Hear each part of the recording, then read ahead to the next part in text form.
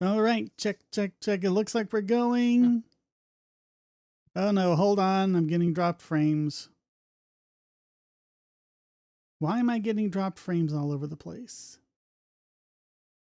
That's not a good start.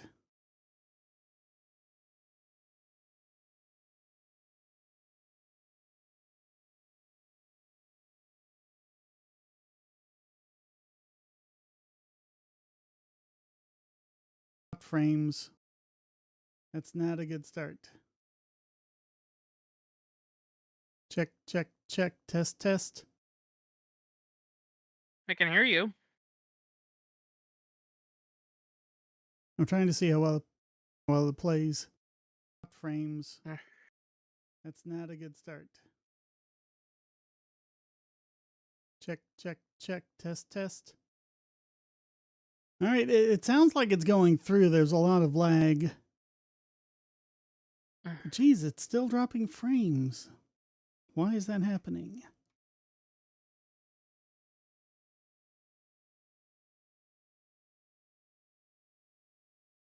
Oh, Tim's here. Hey, Lord Hawkeye in his house.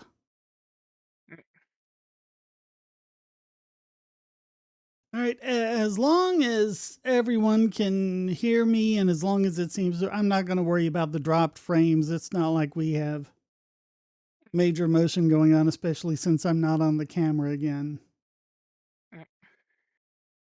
Still not looking good. Well, it was raining all day. Got an hour before movie night on my server. Oh yeah, that's right. Yeah, he's watching Oliver and Company. Remember that movie? Oh, the title's familiar. Yeah.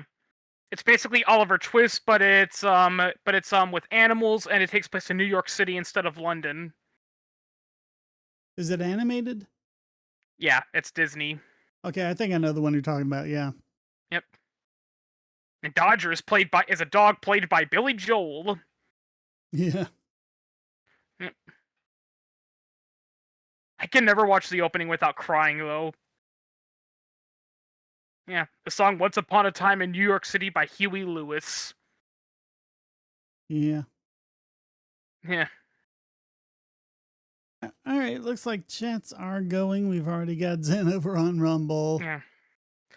For those of you who don't know who Huey Lewis is, he was part of a band called The News, and that was music that dinosaurs like Shane listened to back in the day. Hey, that's like the Back to the Future music. Oh yeah, that's right. They also made Power of Love. Yeah. Yeah. And Back in Time and all those. Yeah. Haven't seen the movie since I was a kid, so let me sing like for the first time. Yeah, that's how it would be for me. Yeah.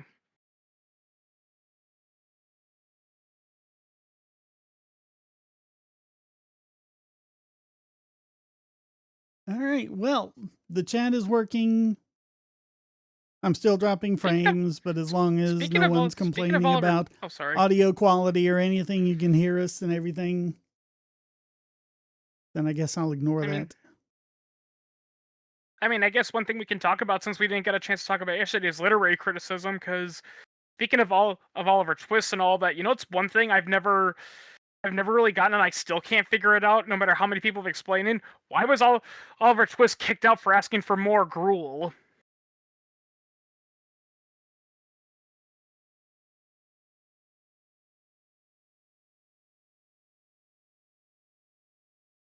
I'm trying to, it's been so long since I've read the book. I'd have to read that one again.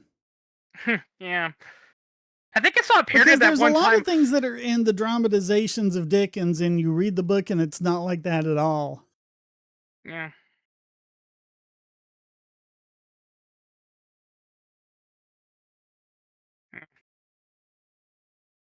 To be fair, given what we know about Dickens, there's no denying he's trying to portray a world where it's like, oh, look how evil and cruel British capitalism is. This is why we need socialism.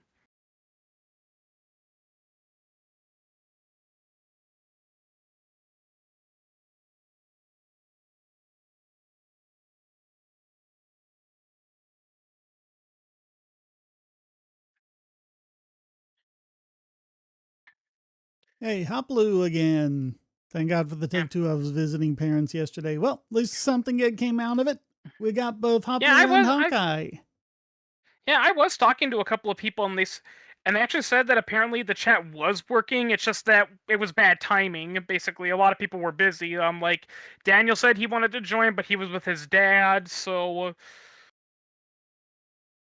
Yeah, but we TNU. couldn't. We typed in messages to the chat and couldn't see each other, and then I saw that alert from YouTube saying the Yeah. chats weren't working. So yeah, they weren't working at all. Even though Britain was nothing of the kind, guilds having massive political power, the corporatism of its time, yeah. It wasn't until And later in yes. the century that you had a greater amount of capitalism in Britain. Yeah.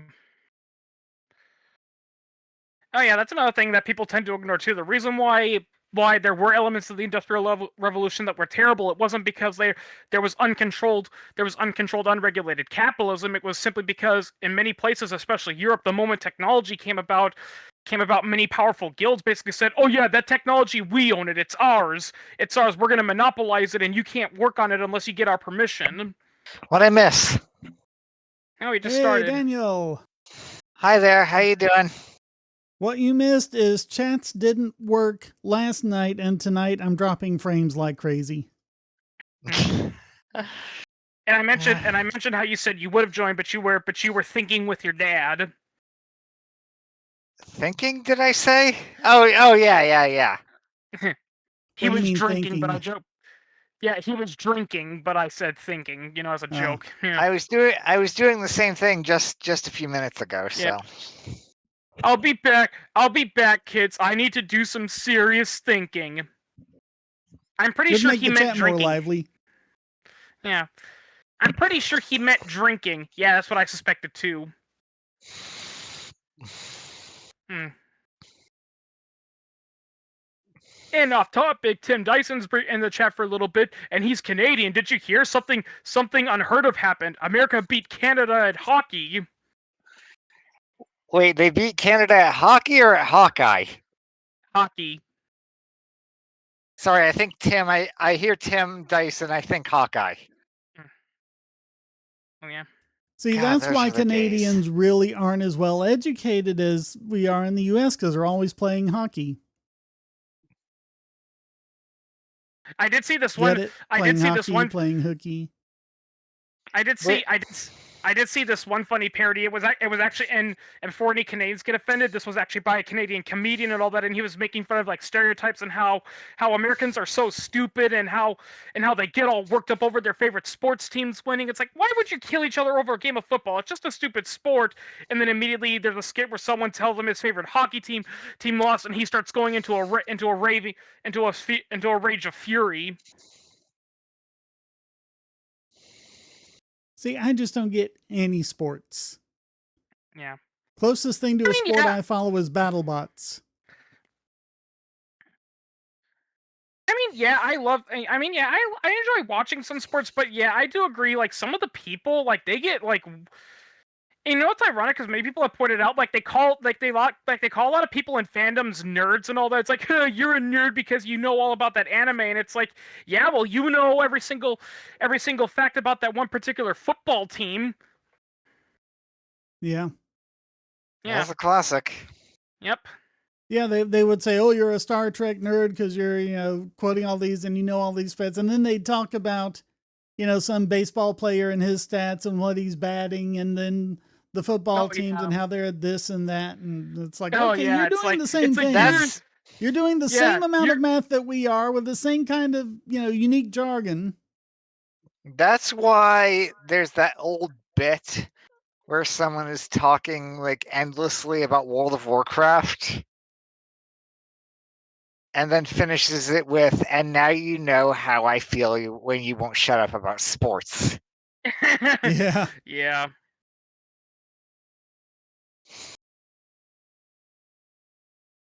I even like how in your Hoplu's last during your political Thanksgiving. video was 7 years ago. Wow. What political video? Hoplu's last one. Trying to He's in remember the who chat. Poplu is. He's in the chat along with Hawkeye. Oh, cool. Tara Draka is I'm Lord thinking, Hawkeye. when was Hawkeye's Yeah. last video? The last political video I think was a while, but he's doing furry stuff. Oh wow. He's I should he get him used in to touch with. I should get him in touch with Shepard. He's not a sheep though. yeah, he's a dragon. Yeah, and Shepard's a dog. So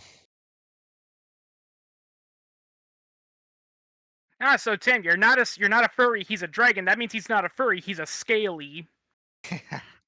Yeah. And how No, do you know his that? fursuit is pretty furry. Yeah. How would you know that? What? Don't you get what? Don't you just get lost on the internet? Yeah.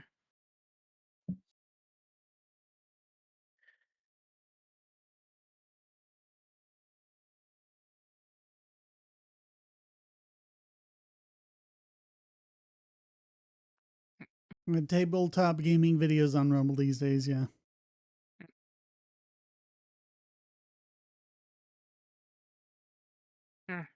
I'm also excited because the new Resident Evil game's out. I've got it pre-downloaded. The only problem is that it doesn't come out till midnight. Though some influencers got it early. Yeah, I know. Yeah, I know. A Fur friend of mine was and like, "Wait a minute." scales, that is not evolutionarily accurate. Mhm. I've got a theory though about magic creatures. like you would know Because if you anything about. think it like Oh please. dragons Oh, usually have forearms and they have wings. Same with like the griffin, the Pegasus. Come on, Shane. If you Like think you would know about it, anything that's like about a common feature of magical creatures is having 6 limbs instead of 4.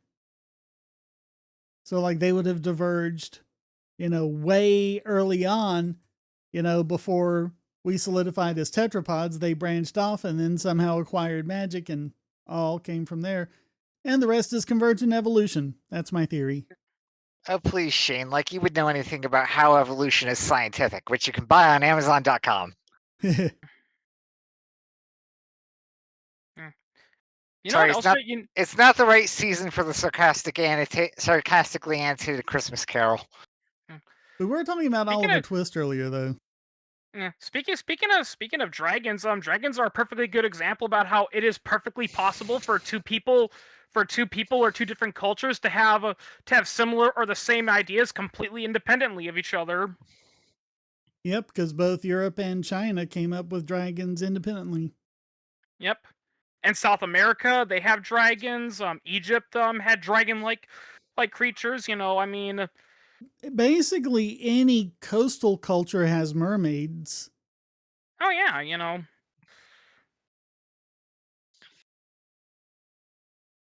Just how memes It's work. unfortunate that alternative video platforms have low views, low audience numbers. There might even be more creators than views. Yeah, you see, that's the problem. That's what took VidMe down. Yeah, they got all sorts of great creators over there, but the viewers didn't follow. And I think Rumble I got a remember- boost because some of the conservative live streams, back when YouTube was censoring those hot and heavy, they were saying, hey, come on over to Rumble. And they'd, like, some of them would do like, half hour to an hour and then say, okay, we're shutting off YouTube. Come over to Rumble so we can talk about the stuff we really want to talk about. Because YouTube won't let us. Yep. God, I remember when Veo was big for watching stuff. Yeah.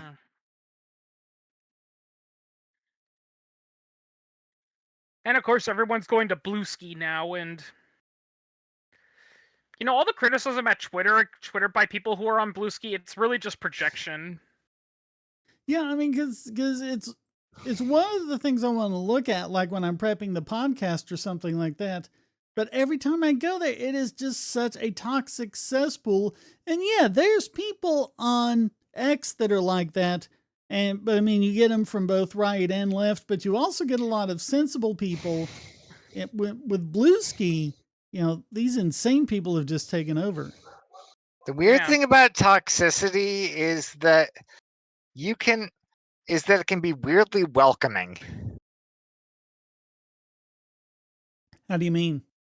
Like, I'm in a server where most of us are just calling each other slurs. I mean, it's one thing if you're kidding around. Yeah, it's just one of the chillest places I've been in a while. Yeah.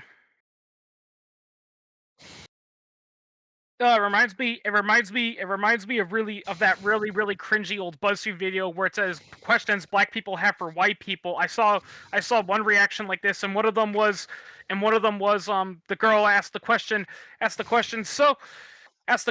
why do you want to say the N-word so badly? And the guy replied, I don't know, why do you? Yeah. I listen to hip hop.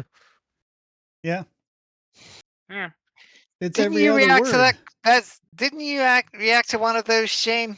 Yeah, I did A one long of those. time Years ago, and he years did. ago? A long time ago in a galaxy far, far away. I think it might have been even that before you was developed the Lord pre-Lord Killian Killian. character. Oh, I still remember that. I still remember that BuzzFeed test we did. Because they're always saying you got to check your privilege. So we did. We took the test, and pretty much everyone scored not privileged except for Charles, and he's black. Oh my God, Charles of all people! Yeah, he was the only one who wasn't privileged. Oh my God. Mm-mm. That sounds like an episode of the Boondocks. All right, so canonically, dragons were directly created by a god, so that's why they don't follow the usual rules. Yeah, but I'm saying there's just a lot of consistency with other magical creatures, particularly being, tetrapod-like, except that would be hexapod, I guess. If I'm using the right prefix for that. I might be using the Latin prefix instead of the Greek. I don't remember what the Greek is for 6, but yeah, 6 limbs instead of 4. Hex or hexapods? Hexapod? I don't know. It's either hex or sex.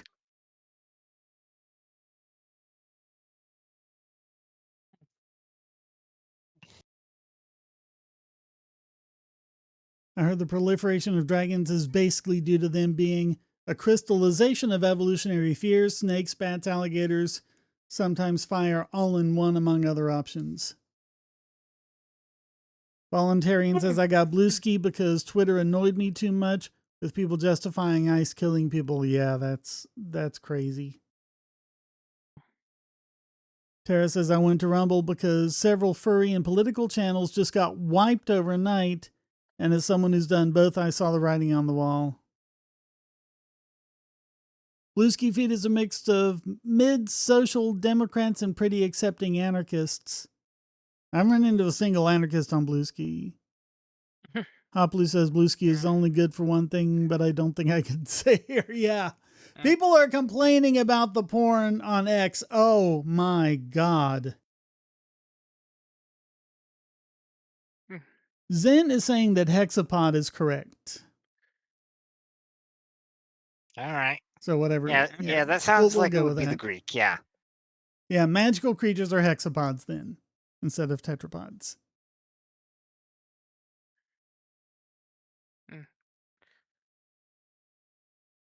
Because like a centaur, it's a horse. It's got the 4 horse legs, but then it's got the 2 human arms.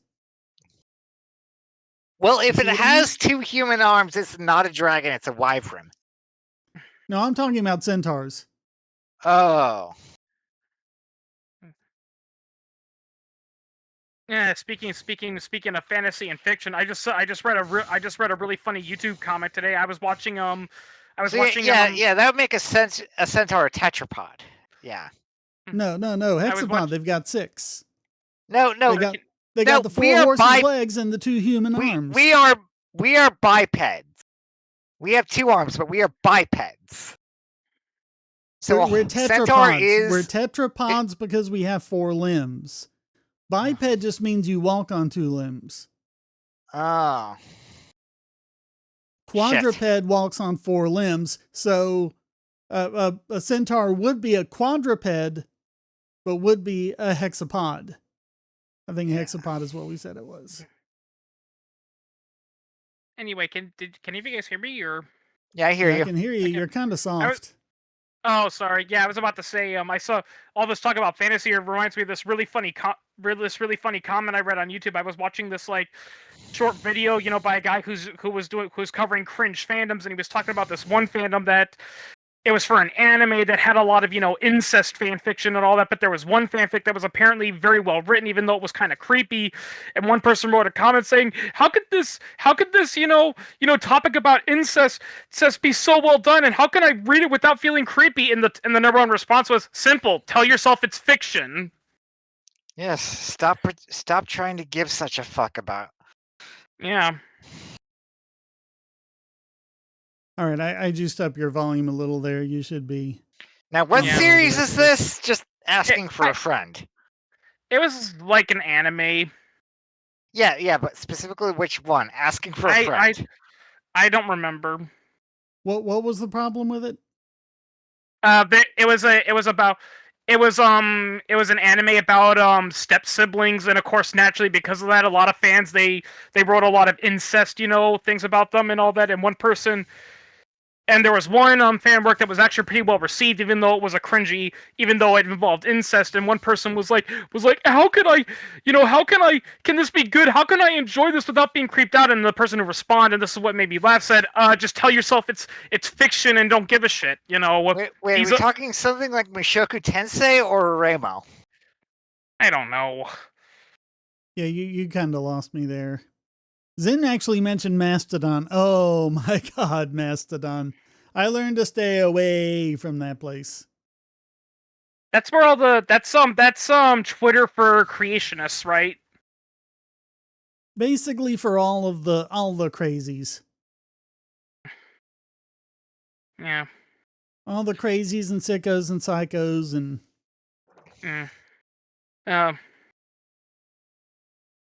yeah, I mean, I'm not gonna tell. Yeah, I cannot tell you how many times I hate it when I see a guy like who's onto something, and he's onto government corruption. He's doing a video, and it's like, I figured out why the government is so evil and corrupt, and they respond, it's because they're run by Jews, and I'm like, seriously? Or because they're Satanists or whatever. Yeah. Oh, for fuck's sake.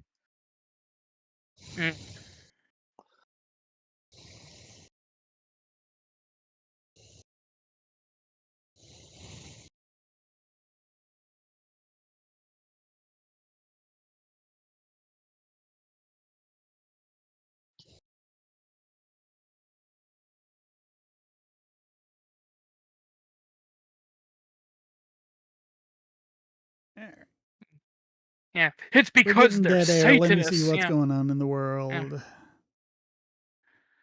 Yeah. It's funny. We're all taught about how evil Satan is and how dangerous he is, and then you actually read Anton LaVey's Satanism, and you actually, you know what? It's actually pretty timid, Well,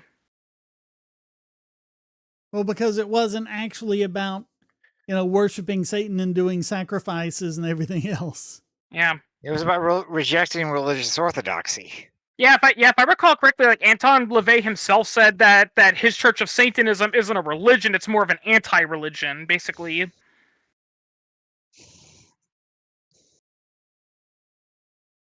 Yeah, it's like proto-atheists. They knew they were going to be called satanic anyway, so they may as well lean into it. Yeah.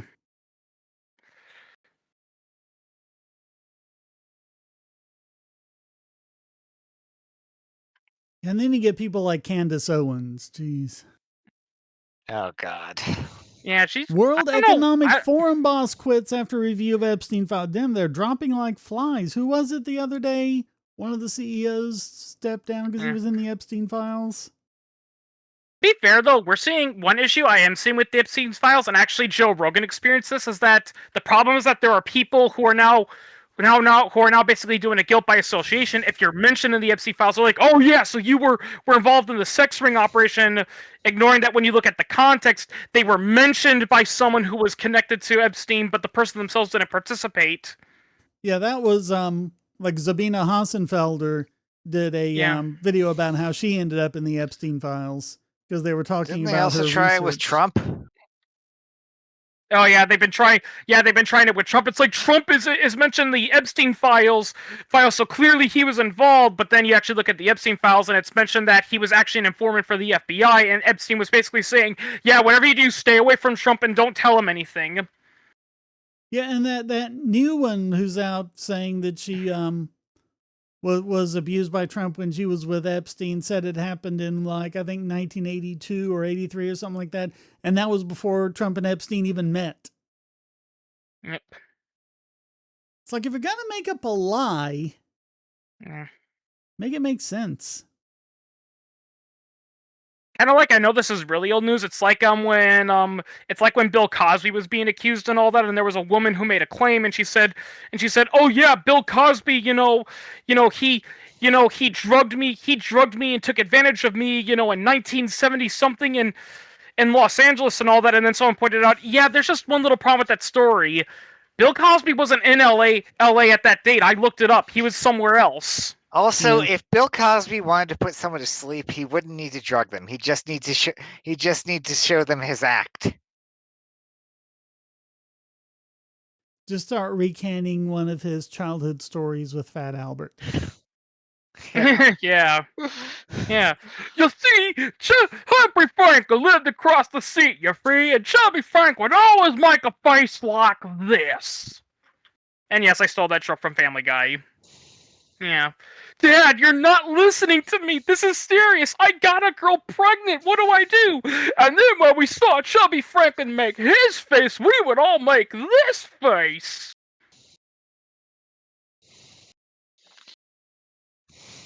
Trump called Zelensky again to tell him to end the war. Man, longest 24 hours ever.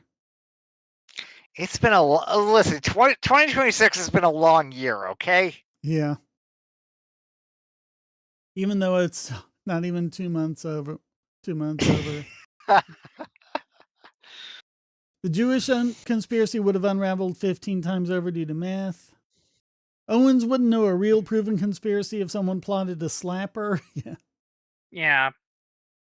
And now trying to smear Turkey Tom. Is the YouTube chat frozen? Oh, I've been involved in a lot of smearing attempts and drama lately, or at least adjacent to them. Okay, there it goes. And I won't say who because I don't want this fucking drama. True dragon, 4 legs, 2 wings. Wyvern, 2 legs and 2 wings. Oh, so wyverns have 8 limbs. Oh, fuck, Amphitheater, yeah. wings but no legs. And a drake has 4 legs but no wings. Yeah, that is an important maybe distinction. if you look closely, they're vestigial. I thought a drake was a male duck. It could be both.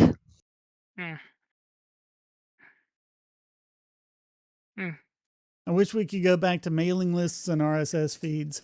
I want to go back to Usenet. I mean, not exactly the way it was because it was insecure as all get out, but add encryption to it. Because, man, you could talk with anyone about anything. There was no centralized server. There was no corporation in charge.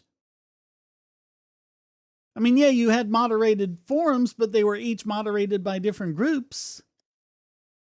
It wasn't like one company controlling everything. It was truly decentralized as the internet should be. Because it was a protocol, not a platform. Oh, speaking of dragons, I once saw this one funny comic that made fun of Dungeons and Dragons lore, where there's an evil black dragon terrorizing the villages and all that, but there's one guy who doesn't want to kill the dragon because he feels sorry for it, so he figures out a way to defeat it without killing it. And the dragon comes back, and they discover that not only is it no longer evil, it's actually breathing fire instead of spitting its acid spray. And they ask, "How did you defeat it without killing it?" "Simple. I snuck into it while it was sleeping, and I painted it a lawfully good color." Has he heard about cartels going insane in Mexico? Someone on one of the Discords posted that, because they're saying, oh, they're getting all the guns from America. They posted a thing that showed like they're only like 15% of the cartel's guns are from America, and it's probably less than that because Mexico's trying to hide the number of guns that come from the Mexican government. Oh yeah, I mean, there's element. I mean, yeah, it's been. I think it's been proven that there are a handful of elements within the Mexican military and government that are flat out in on the cartel, and they. I mean, the Mexican military. They've actually been caught assisting cartels by providing them with helicopters and boats and all that. Say, do you know what a percussionist with a lisp plays? I give up. What does a percussionist with a lisp play? The thimble. How do you tell there's a drummer at your door? He'll tell you. The knock speeds up. Ugh. How do you get him to go away? Pay him for No the idea. pizza. Oh God. Yeah, Daniel, you ruined that one joke I planned. How do you know when a drummer, a college graduate, and a vegan are at your party? They tell you. Yeah.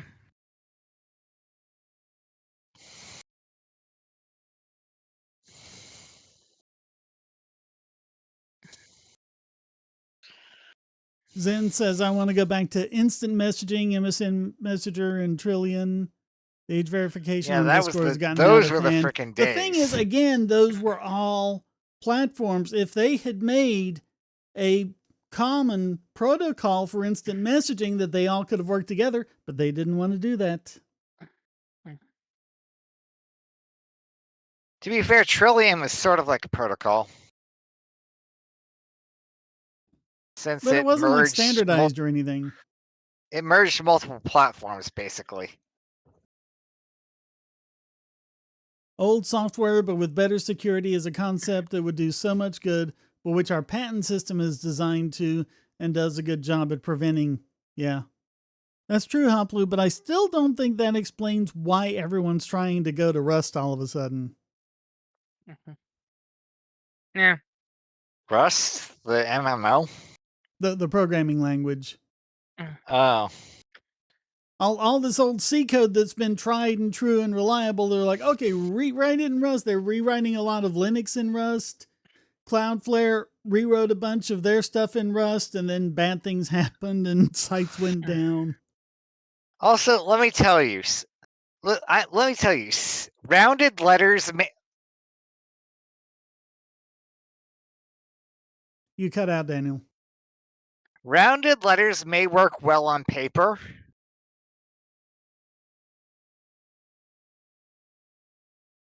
But they're horrible on other mediums.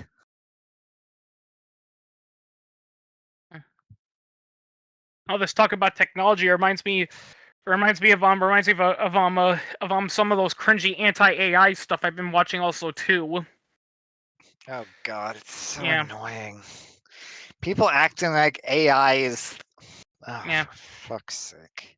And I offended one of my artistic friends because I showed him an image I made with AI, and he got all pissed off and all that, and I called him a Luddite, and he's like, "What the hell's that?" You know what? I don't care. It is a computer function. You put in input. It does a bunch of stuff with it. It produces output. It's really also, sophisticated at it, but that's all it is. Also, what's the really stupidest thing I've ever heard? Someone once posted a meme on anti-AI memes, and it was a guy saying, "Ha ha, that guy needs a machine to create artwork," and I'm like, yeah, you guys, yeah, I've seen plenty of artists who use digital art media, so yeah. People have been using machines to create art for a long time. That's another thing that also triggers a lot of anti-AI people is when they talk about why it's not art and all that, and you point out that literally everything they said about AI is literally what they said about photography.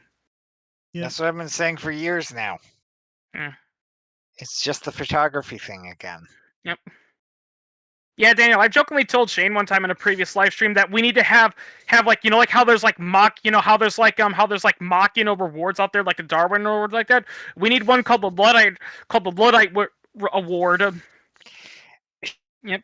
Yep, if you say the dumbest, stupidest anti-technology thing ever, or something stupid about a new technology, you get sent a small statuette of a caveman, and on the statue it says "Oog no like." Shane, did you hear me? I did not. You need to do a sequel to your horseless freaking carriages video about this. Uh, Basically, making the anti-AI arguments, but about photography. I mean, I covered, what was it, Charles Baudelaire complaining about that and what photography is going to do to art.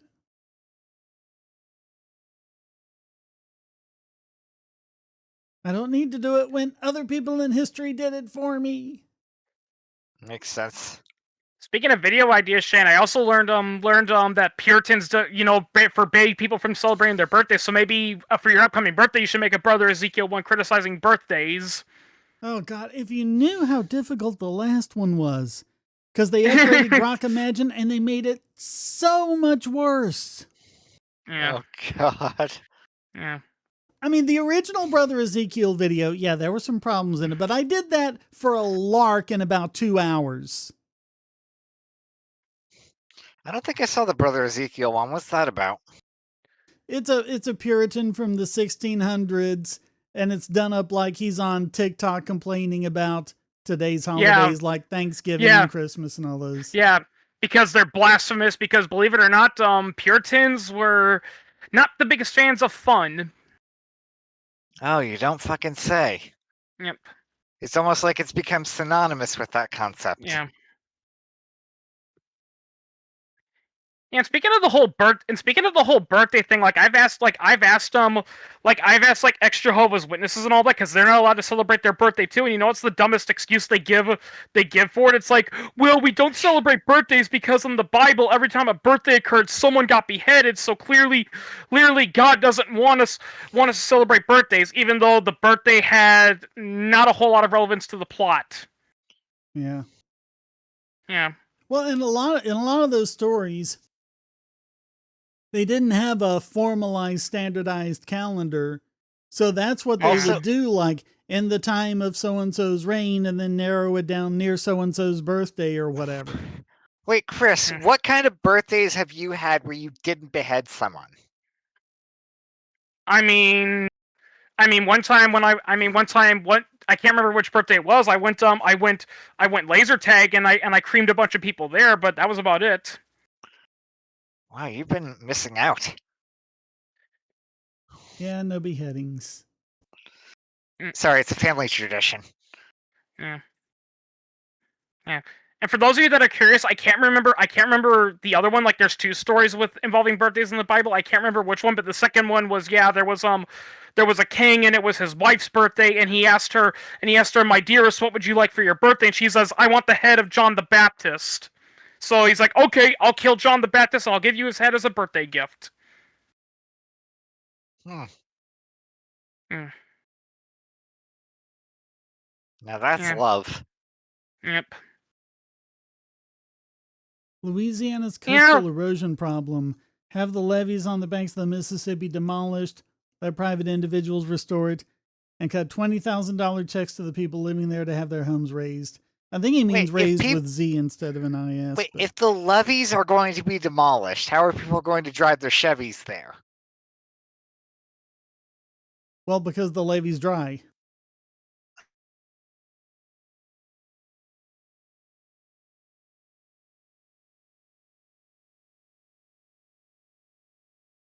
Did the YouTube chat get stuck again? It doesn't look like it. Or is it just not? So wait, if the levee's dry, where does that leave the good old boys? They're in the bar drinking whiskey and rye. Yeah, and they're singing water, "This Will Be the Day That I Die." Fun fact: that's an actual song. Yes, I am well aware. It was one of my favorite songs growing up. I love that. No, song. I'm not. No, I'm not talking about American Pie. When they're singing "This Will Be the Day That I Died," that was an actual song. It was by Buddy Holly, I think. This will be actually, the day, because the song was about the crash of the American Pie plane. The plane wasn't called American Pie. It was about that was just there was about a Don plane McClane crash came with up for Buddy it. Holly on it. Yeah, Buddy Holly, Richie Valens, and the Big Bopper. Yep. What was the plane called? It wasn't It called didn't have a anything. It was name. just given a flight number. Huh. Yeah. Most planes don't have names. Yeah. Most planes don't have names except, this is United Airlines flight F12345, basically. I should know that. My dad's a pilot. Ugh. All right, so now the chat's caught up. I make digital art with my mind and not with a tablet. It just pops into existence right from the biology. Yeah, it's the only way to make art, man. You're going to let paint decide how to stick to the canvas. And speaking of American Pie, wait, you don't make your own paintbrushes, Shane? I have to kill a lot of squirrels for that. Photography actually takes work, though. Yeah. Wait, is that a camel's hairbrush? Huh? If it's made of squirrel fur, wouldn't it be a camel's hairbrush? Yep, camel's hairbrushes are made with squirrel's tail. Then why are they called camel brushes? It's like something in some language somewhere or some location. I forget the story. Yeah. I mean, the 100-Year War lasted around 112 years. It's sort of like the Canary Islands are actually named after dogs. Not canaries. Well, canaries are named after the islands, which are named after dogs. Oh, great. Now I forgot what I was going to say again before Daniel screamed into his mic. Oh, yeah, I remember now.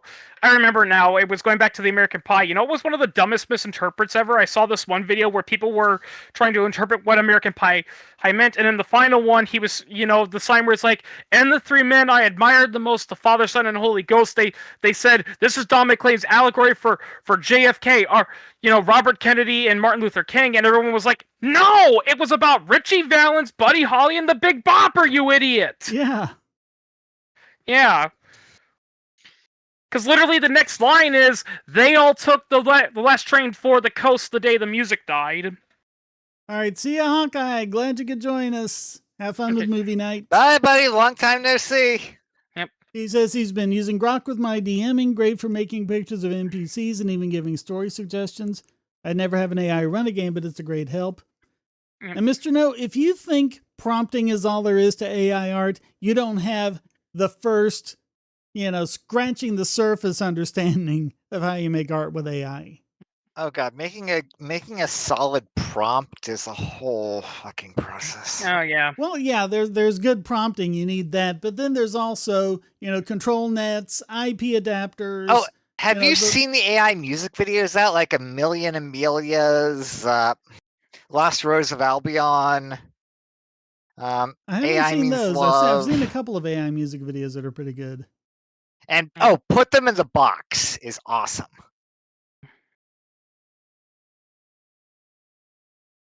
So put them in the box, let the balls be cold and white. There's a little something called Blend's Law that says that just because a computer makes something easier doesn't mean you make it faster. You put in the same amount of work into it and just do more stuff with it.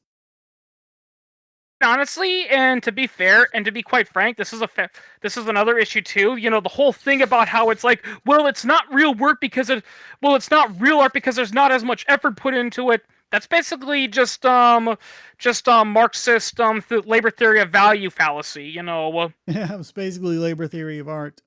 Yeah. Yeah, and you've got people like, oh, look at how I do this, how I draw this, how meticulously I do this, and that's making art. No. That is not being an artist. That is being an artisan. Those are two different things. Yes, I make a distinction here between art and craft. I have a very specific definition of art. Art is when something transcends its original intention and becomes cemented into the public consciousness. Yep.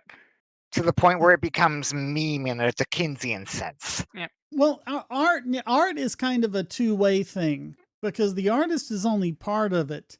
it has to evoke something in the viewer's imagination. You ever seen like exactly? It has to a painting yeah, that's like very, and Bill Alexander made this point a lot. You see a painting that's like every detail is perfect and everything is all nice, and you're like, okay, that's a nice painting, and it doesn't really do anything for you. You go see another painting, and there's just like, the kind of the brushes on the canvas, not very detailed, but just more of suggesting it, and it really pulls you into it because everything that it's lacking in detail, your imagination jumps in to fill that in. My view and that gives is a meaning to the painting that the painter never intended. My view is that art needs two things. It needs sovereignty, which means transcending its creator. Yeah. And it needs virality. It needs to spark a creative impulse in others that lets it spread virally. Which is why you shouldn't have copyrights. Yeah. Copyrights get in the way of art. Yeah. And they completely mess up the incentive structure with it. I mean, seriously, people say, how does copyright, and all that hamper creativity? Look at frickin' Hollywood right now. Yeah. Hollywood and pretty much any big business industry is a stagnant mess. Yeah, contrary to popular belief, the reason why, Hollywood is rehashing all these cliche films and all that, it's not because they think we're stupid or all that. It's literally because every time they try to come up with a new idea, what happened? It's like, well, we don't know. Oh, wait a minute, we don't own the copyright to that, and we don't want to spend money to get it. Well, and also, we don't know if people are going to like it, but if we make it about, this other thing that people like, Star Wars or whatever, then they'll come see it. Don't get me started, Shane. Hoplu says, I can't use image generation because my illustration experience gives me too high expectations, but I can see how it's more than just simple prompting through my generations of music and writing. Well, it's like all other form of art. It's iterative. The idea is not to just type in something and get your final product in an instant. You're getting a starting point that you iterate on top of. Expectations in the sense that it doesn't give me what I know I'm looking for enough times. I just throw up my hands and sketch it instead. But that's not easy for me to do or expect for those. Well, I mean, you can combine that. You can even start with a sketch. Or even sketch in something like an IP adapter, or use regional guidance or something like that. There's all sorts of tools you can use with AI. Not like Midjourney. Forget Midjourney. They don't really give you that much. But download Invoke and play around with it. I've been using a bit of Nano Banana. Midjourney, isn't that the official drink of the Kentucky Derby? No, wait, that's mint julep. I don't get it. He said Mint Journey, says, I just take what the AI did and make corrections in another program. Yeah, just go back and forth between, like I go back and forth between Invoke and Photoshop all the time. Or start something in Blender, move it over to Invoke or whatever. Expunged Boy says, I use AI art tools all the time. While I take art classes to learn how to draw real art, I'm good at pixel art and abstract art, but difficult with real life mirroring. But really what you should focus on in your art class is the stuff that's really going to make it art, like understanding color and composition and how to draw the viewer's attention to a particular point, things like that. Yeah. That's being an artist and not just an artisan. Yeah, that's the reason why Cocomelon brainwashed your kids. Yeah, I saw a whole documentary about Cocomelon, and it's like these people know what they're doing. Like they deliberately made Cocomelon in a way so that it's appealing to kids. Like they have the colors all turned up and all that, and it actually makes it addictive to look at.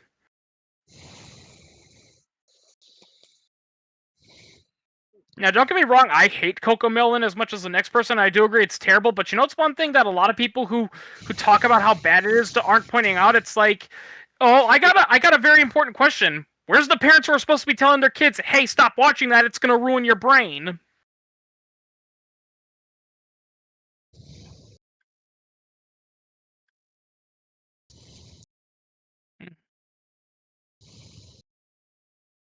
Yeah, I mean, Are you there, that's Shane? something else they always say. They said it about novels, they said it about magazines, said it about movies, then TV, Said it then about video games. Oh, that reminds me of the slop argument. Anyone who talks about the slop argument doesn't remember the video game crash of '83. Oh yeah, I actually mentioned this, Daniel. I was bringing this up. So many people say that the video game crash of '83 it was caused because there was oversaturation of really bad video games. There was just too much. There was too much market competition, and then computers came along. I did a little research and I found out that's actually not true because here's the thing: the video game crash really only affected North America. It didn't affect anywhere else, and they had the same issue that we had. So I did a little research and I found what the real cause of the video game crash was. And you know what it was? The answer is quite simple. 1983 wasn't a good economic year.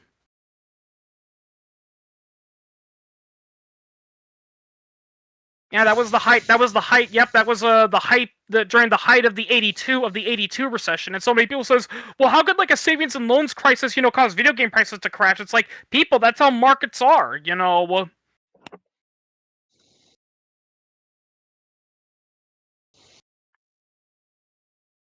it's the exact same reason. For references and bases, yeah, and it's good for concept art and just getting inspiration. And actually, it could even aid artists because a common thing is like if you're commissioning an artist, like to draw a character or something, more often than not they're going to say, well, I need a reference. Well, I need a reference to know what I'm doing. But if you're not good at drawing, you can put it into an AR and say, here's what I kind of want it to look like. But obviously, you can correct the mistakes the AI thing made.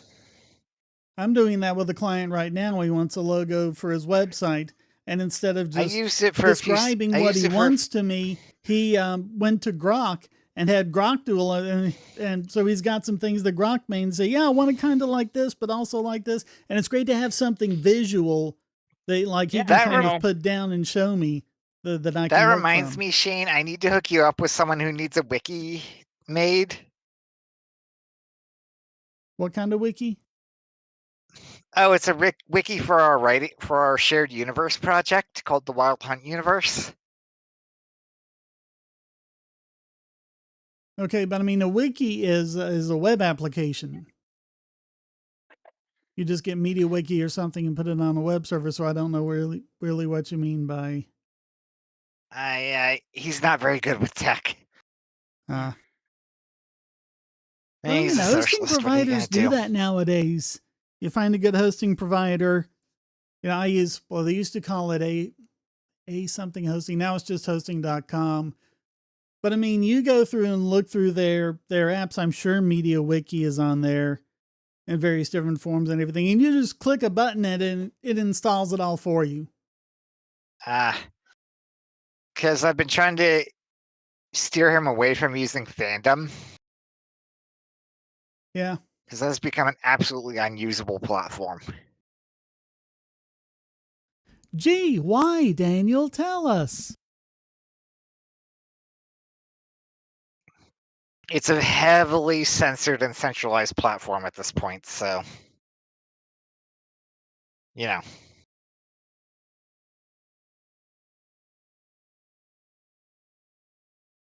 not sure what you want. Well, let's see, not just the '83 crash, but the '90s comic speculator boom. Bob Linfield, early Image, Superman, Anderson, '90s Marvel come to mind. This isn't getting into the bad crime and horror comics that were profligate from 44 to 54, and the bad cartoons that Filmation and Hanna-Barbera were crapping out from the late 60s to the mid 80s. That's why Tex Avery got out of animation, because he saw it going in that direction and he wanted nothing to do with it. Every era has its crash or its slop era. Yeah, the ad spam and all that. That's kind of where I was going for with that. All the ad stuff. But MediaWiki's open source, so I would think they would do That that. that's why Claude is better than GPT as far as ads go. Yeah. Speaking, Admittedly- someone mentioned the comic book crash. It actually reminds me there was actually a documentary about the comic book crash, and Stan Lee was interviewed and all that too, and he was talking about comic book prices and all that. And see, the biggest problem was that people misunderstood, why first edition comics were rare. Like, so many people were saying, oh, this first edition Superman, it's super expensive and valuable because it's the first ever Superman comic. It's like, no, the reason why Superman and Batman issue 1 were so valuable is because they're rare. Yeah.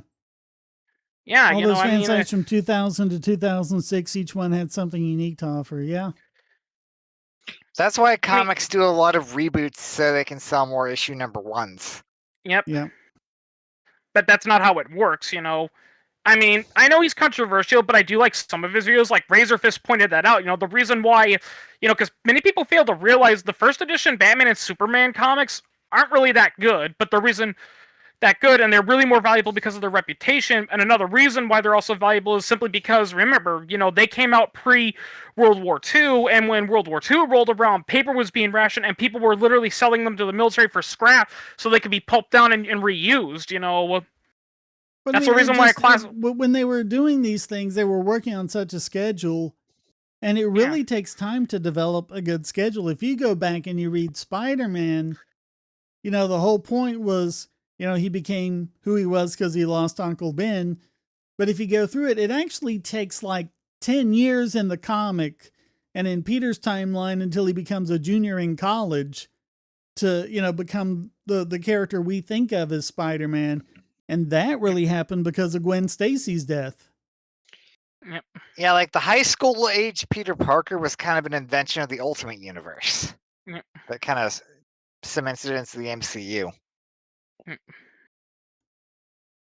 But I mean, even in like, when he was going into college and he was dating Gwen, he was doing all sorts of things to make money off of Spider-Man so he could go out on the town with Gwen. So he didn't start off being, I'll only use this for good and not use it for profit. Oh, yeah, well, yeah, I mean, one of the first things he did was use it to enter a wrestling match for money, so. Yeah. Yeah, that's from the comic as well as the movie, yeah. Yep.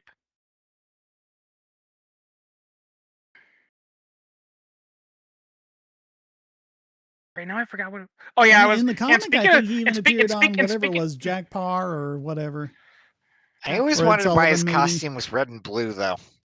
Huh? Also speaking of comics, I saw a documentary that was about the infamous Clone Saga from Spider-Man from the 90s, and to be fair, that series did actually have a lot of good potential and stories going for it, and it actually would have been really good. There was just one itty bitty little problem that I think sabotaged the whole thing, and that was they announced, oh, Peter Parker was the clone. Like, what the heck were they thinking saying that? Like, what were they thinking? I think it was supposed to be really shocking. Yeah. Because and they said, well, the whole point was that we wanted Peter Parker to retire and have what was his name? Yeah, Ben Reilly take over, and many people point out, well, it's simple then. Because Mary J was pregnant, and that one's simple. Have Mary J say, hey, Peter, I'm pregnant. Peter realizes, holy crap, I've got a kid now, and he ultimately decides, you know what, I can't risk being Spider-Man anymore. So then he says, hey, listen, Ben, I'm gonna retire so I can take care of, MJ and our new baby, but baby, can you take over the mantle as Spider-Man? I'll still be here to provide you, but you can take over. Simple! But well, no. Ben was just miles behind. Yep. Expunged, I think, has it. Fandom is littered with malware, ban simple mistakes or controversial topics, etc. Yeah, it's like they assume like their own like interpretation is the right one, even if you've got, producers, writers, Word of God or whoever saying otherwise. No, Fandom, the website. Yeah, fandom.com, yeah. Yeah. Yeah, the people who are in charge of that just, and I don't know if it's a different group for each fandom or whatever, but it's just like people have tried to say, no, look, the creator actually said this other thing, and then they get banned from the platform. Yeah, that's happened to me before, so.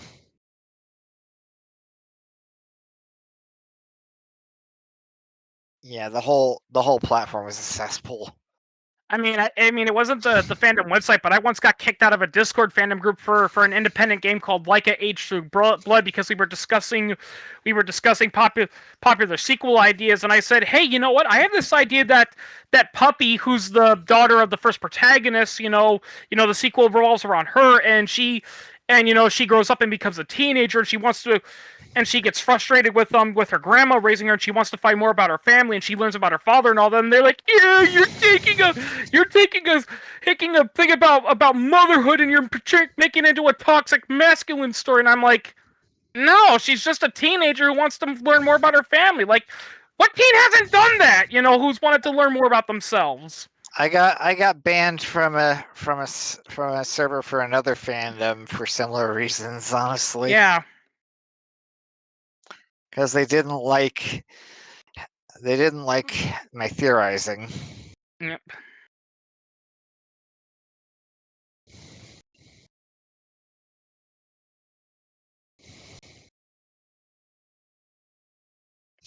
It's Daniel, I know you said not bad, when it comes to Doctor Who, because the thing about Doctor Who is it doesn't have a canon. It's a time travel show, and timelines get changed up and moved around all the time. And that's what I think specifically newer fans, don't really appreciate when you have something that takes the series in a whole other direction. That's not what Doctor Who's supposed to be about. Just watch it from the beginning. You'll get it. It's technically and by not the possible beginning, to I mean watch 1963.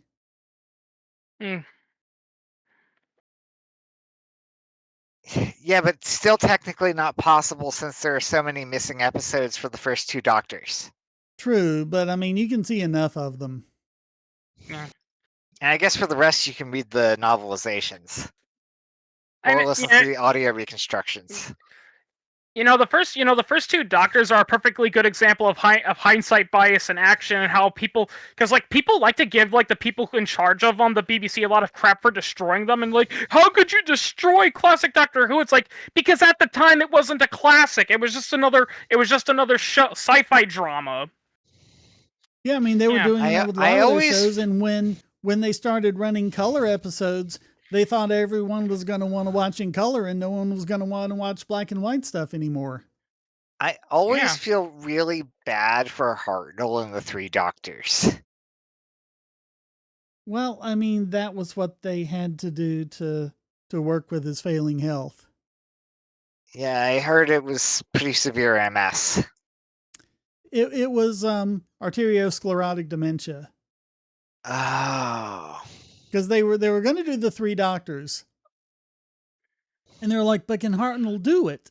And they're like, well, we can call him up and ask him. So they called him up, and he would say yes, I'd love to be Doctor Who again. Yes, I'm up for it. Just let me know whenever. And so they say, great. And then they work on it. And then, a few months later, they call up, they get his wife. Admittedly, they were like, well, we talked to him a few months ago. He said he could do it. She said, oh dear, you must have caught him on a lucid day. Oh God, that's depressing. Apparently it was really bad there towards the end. Because he only lived another 2 years after that. Admittedly, 2 is still one of my favorites. So 2 was great. 2, this goes back to what I was saying about Spider-Man. 2 is really midway through his tenure is where he really starts being the character we think of when we think of the Doctor. I think because even at the start of his run, a lot of the stories were, oh, something's gone wrong, something bad is happening. Quick, let's run back to the TARDIS so we can leave. And the only reason they stayed around was because something stopped them. I think because the person who really tried to get me into Doctor Who, the serial where it clicked for me was The Mind Robber. Oh, that's a good one. Yeah. Speaking of Doctor Who, did you see that? Did you see that thing I did with your skeleton avatar, Shane? I posted it in memes. Oh, I didn't see that. No. Oh, I took a screenshot of your skeleton OC and I put it in the meme generator, and below it I wrote the phrase, "Hey, who turned out the lights?" Oh yeah, that yeah. Now that I think about it, why does he need a spacesuit? Because the skeleton alone is not enough to have a critical mass of the nanites in order to achieve consciousness, so some of them migrated over to his suit. Ah. So he needs both. He needs both the suit and the skeleton to be conscious. It's because the predatory darkness ate his flesh and bones and took over his body. That's just Shane's old skeleton in there. Well, fun fact, Daniel, people die, but you have nanites inside yourself, to Wait, maintain your life and maintain your consciousness. Because what happens when your body goes away? Well, they have to migrate somewhere, and you need a certain amount of them in order to stay conscious. It can't be Shane's old body because you have Shane, you have Lord Killian, and you have Toon Shane.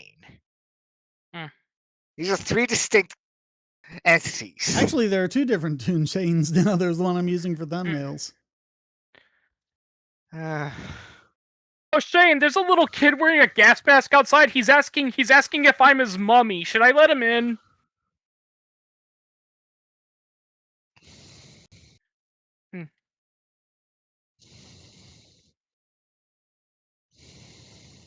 William Hartnell deserved better. Well, I mean, they did as good as they could. They would rather have had him, there on the stage with the other two.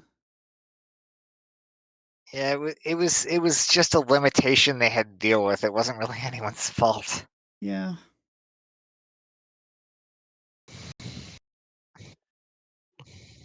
So these are my replacements, a dandy and a clown.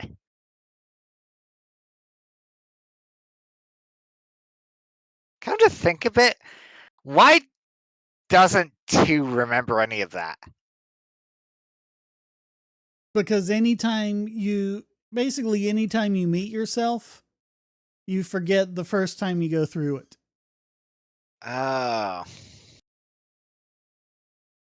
That's how you keep the timelines consistent. So wait, you forget the first time you go through, but doesn't that mean 3 should remember? Yeah, the third Doctor remembers. Oh. Or like in the 50th anniversary. Wait, so the first time you go through, both John Hurt and David Tennant forget. Matt Smith is the only one who remembers. The first time you go through, so instead of burning it. If it's the first time you go through, then 1 should forget, and 2 and 3 should both remember. No, 2 has to forget too because there's a future version of himself. Oh. It's only the latest one who remembers. Huh.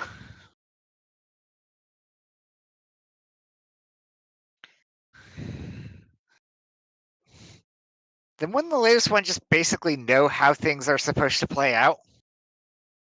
Well, you see, that's why he can't remember.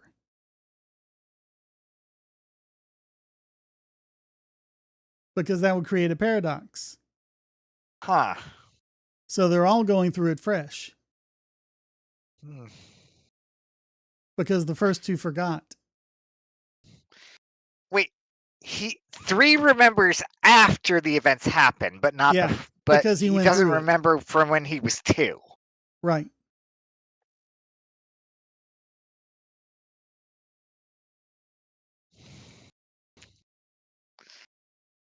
Sorry, it's been a long time since I've done any of this.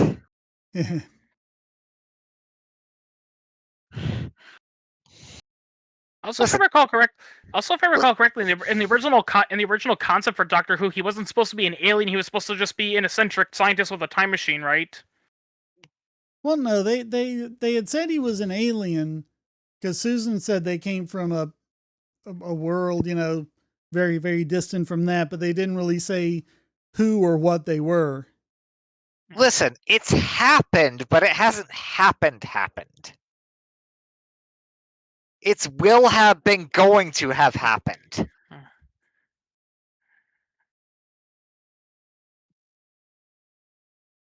Oh, come on, nobody? No. Yeah, that's a Red Dwarf. Red Dwarf! Red Dwarf. I've never seen Red Dwarf. Oh, that's Blasphemy. hilarious! You should watch it. I've heard, I have to see it, Chris. Okay. Okay, and you don't have to scream into your mic, Daniel. Sorry, we're both going to bully you about this, I'm sure. Yeah. Speaking of Doctor Who, I once read a funny comic by some Who fans, and people asked, what would happen? What would happen if the Borg from Star Trek assimilated the Daleks? And one person said, the Borg would probably kill themselves because they'd be overwhelmed with pure hatred and rage. Though I don't even think the Borg could assimilate the Daleks because they've literally survived being erased from the time period. So this leaves me wondering what would happen if they assimilated the Vong. They would not. Someone actually asked that question. Who would win, the Yuuzhan Vong or the Borg? And there actually was a novel and a comic series where the Borg came across a civilization that had biotechnology like the Yuuzhan Vong, and they couldn't assimilate it. Huh. Yeah.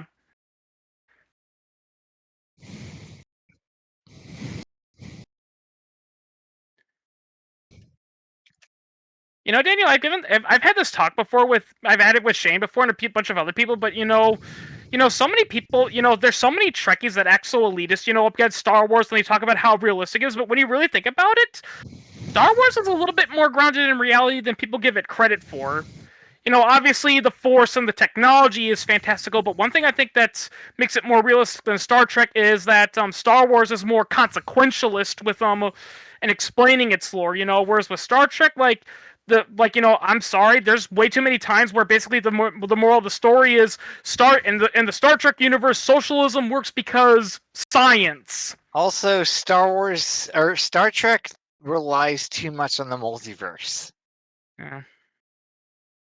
I don't know, Heather and I went through it from the start, and we're in the last season of Next Gen and season 2, about to finish season 2 of DS9. You really haven't gotten anything. Even after all of that, you really haven't gotten that. I think it wasn't really until Voyager when they started doing that.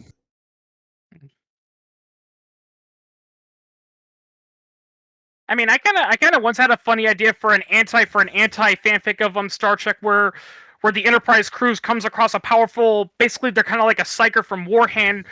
They have really powerful psionic abilities, and basically this guy's job, his mission is that he's coming to the Milky Way galaxy basically to nerf them. He's here to stop the Borg because they think that the species like the Borg, Klingons, and Earth, like they're getting too dangerous and they're threatening to destabilize the balance of the universe, and they're trying to show him how great their technology is, and they show him the replicator and all that, and they say the replicator can replicate anything. That's why we don't have need. He goes, replicator, make me something that you know for absolute certain that I will want in 5 seconds.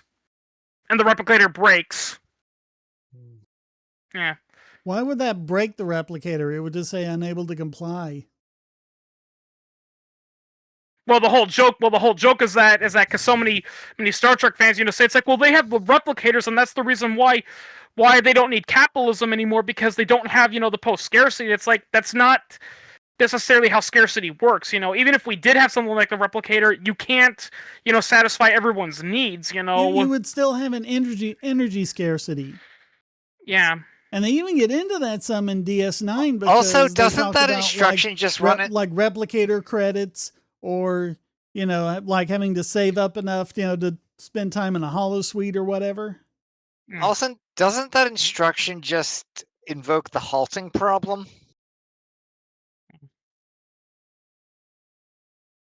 Well, I mean, it wouldn't, because it would just say unable to comply. Or it would continue trying to comply forever.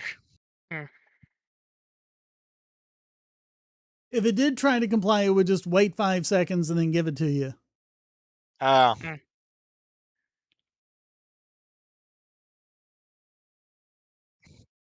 But no, the Star Trek computers are smarter than that.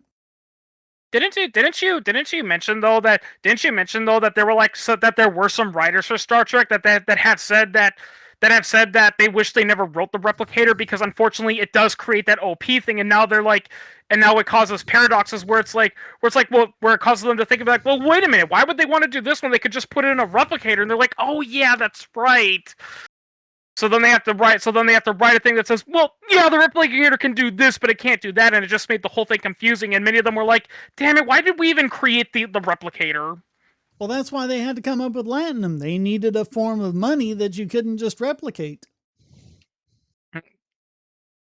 I think there was also a Star Trek Deep Space Nine episode, where they had the Ferengi and all that, and like one of the humans was talking about how it's like, oh yeah, thanks to science, and like they didn't necessarily say socialism, but they said, but the Federation adopted socialist like principles, and because of that, we're prosperous, we're happy now, and look at all the advancements we did in the Ferengi. Are like, yeah, we never embraced socialism. We were free marketers for all of our existence, and we have all that stuff too. In fact, we got there sooner than you guys did.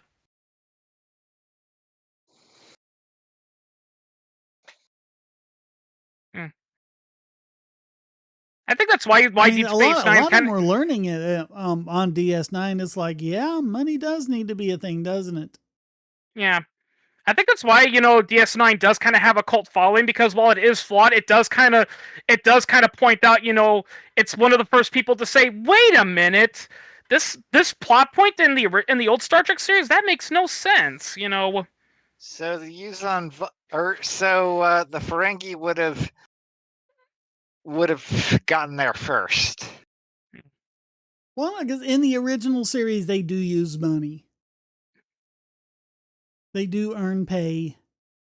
Yeah. That is a job. Yeah. If I recall correctly, the whole thing about how it's like, Star Trek takes place, where Earth is now a post-scarcity socialist society where technology has fixed almost all of our needs and wants. That was invented by Next Generation, Yeah. Yeah, but even then, it's like you're only seeing, the Federation flagship, which they put all the resources into, about the time you start to see, the Maquis, and you realize, hey, there's a lot of people left behind by that.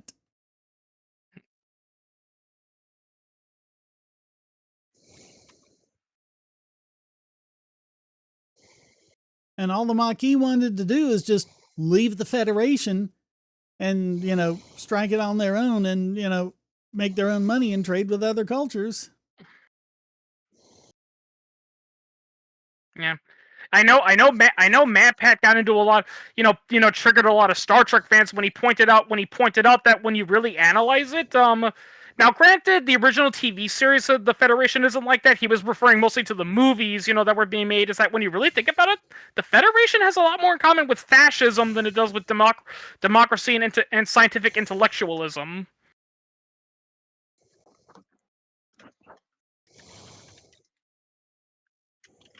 Which is why a lot of that ended up going all the way up to the head of the Federation. Yeah.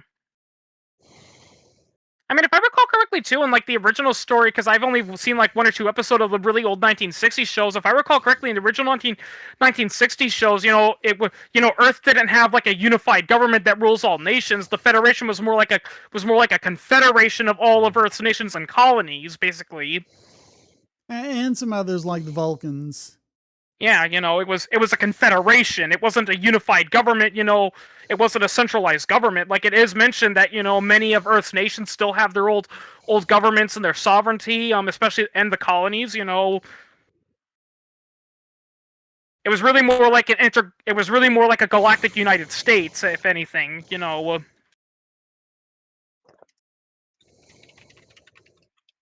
Yeah, and once again, I think it was Next Generation where they said, "Oh yeah, the Federation is this unified government that rules all over Earth and some of Earth's colonies."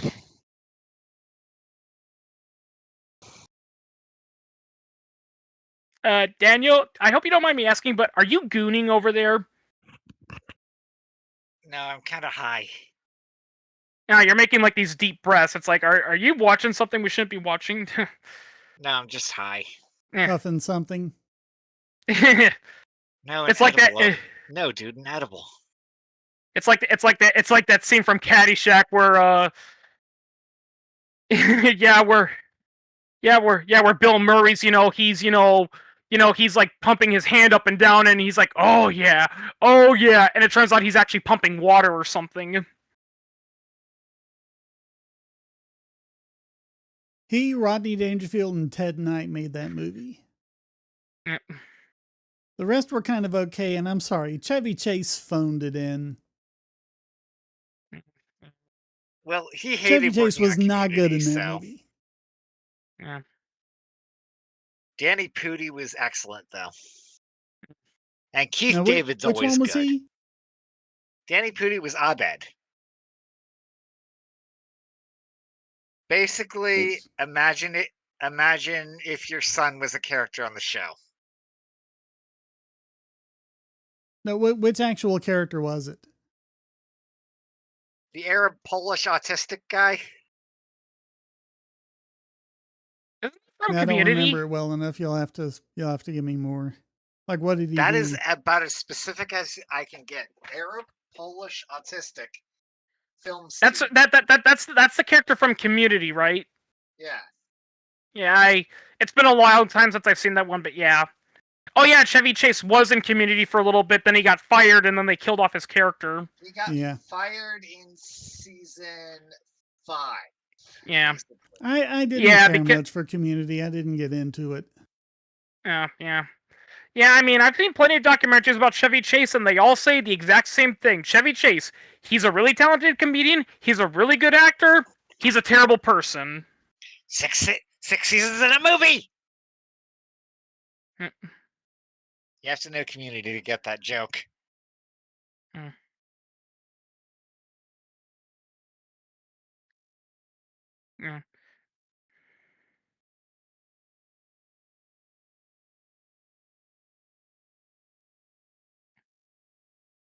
Yeah. Though contrary to popular belief, he was not the worst SNL host. That title belongs to Steven Seagal. Well, there have been plenty of terrible SNL hosts. Yeah. But he didn't start out as a host. He was a regular to begin with. He was part of the OG cast. Yep. You know who's one SNL host that I don't understand why people claim they're the worst? Frank Zappa. It's like, I've seen Frank Zappa and I thought he was funny, and I don't know why they hated him. I like Zappa. Yeah. My only guess is because, the funny thing about Frank Zappa is that even though he looks like a stoner and he looks like he'd be crazy and all that, he's actually a pretty clean guy, actually. The only thing I remember with Frank Zappa is, why does it hurt when I pee? Yeah. Rejects, and this is breaking news, Anthropic rejects Pentagon's final offer for military use of its AI. They really want to use Anthropic, and they really want to use Claude, and they want Anthropic to take off all the gates, and Anthropic won't do it. They're like, no, the safety stuff is there for a reason.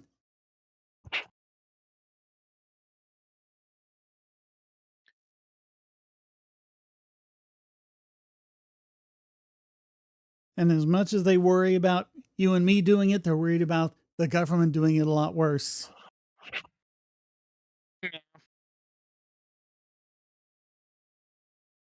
Yeah, the government doing it a lot worse. Yeah, that's another thing too I have when I have the conversation with the healthcare people, because here's the thing: I don't like the U.S. healthcare system either, because it's been screwing me over, and it's actually screwing me over now because I've been having digestive and dental issues and all that, and so many people are like, well, then how come you're not for a universal healthcare system? It's like, because it's not going to fix the problem, because the biggest problem we have with the American system is that we don't pay for it. We are dependent on a third party paying system, and that's why our coverage gets denied. If we adopt universal healthcare, we don't get rid of that system. We just hand it over to the government. Well, it already is in the hand of the government. They're making most of those decisions. Yeah, no. Because they have to manage it properly. Yep.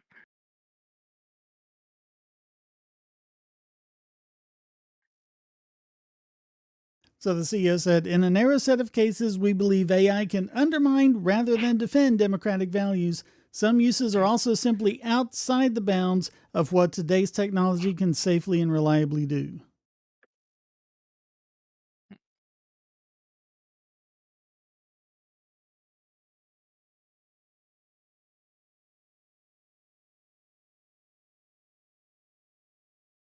Speaking of healthcare, did I ever tell They you there could was be a cut comedian use from the defense supply chain and lose $200 million a year.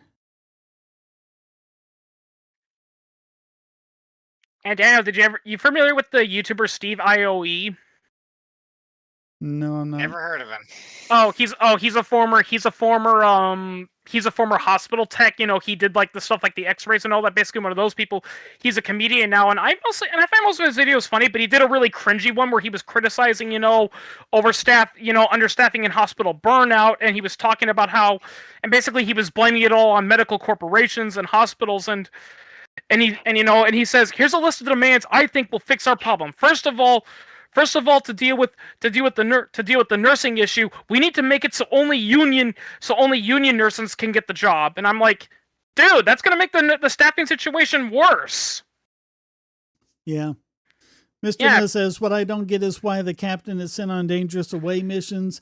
The newer ones were worse, at least in TOS. Kirk had some red shirts. No, in Next Gen, Riker put his foot down. He's like, no, that's not for the captain. That's why Riker led all the away teams. Yeah. If I recall correctly, hasn't it been confirmed canonically that the way beaming works in Star Trek is that essentially you die and you're replaced with you're replaced with an exact replica of you that has all your memories? Yeah, that was ambiguous for a while, but then Thomas Riker pretty much solidified that. Yeah. Yeah. And this is why the people in Star Wars, Star Wars use shuttles to do it. You know, it's funny because I've seen that conversation with Star Wars technology versus Star Trek technology and all that, and people say, Star Wars is actually primitive compared to Star Trek because they don't have the beaming teleportation technology. But the thing is, if you pay attention to the original expanded universe and all that, they actually do have that type of technology. But the reason why they never use it is because it's dangerous. It's too dangerous for practical use, so most of the time it's like, why would we use something that's extremely dangerous when we can, when we already have the hyperdrive? I mean, we have the hyperdrive that gets us to where we need to go, and if we need to go to another ship, well, I mean, we have shuttles. That's why the Great Hyperspace Wars were such a big thing. Yeah.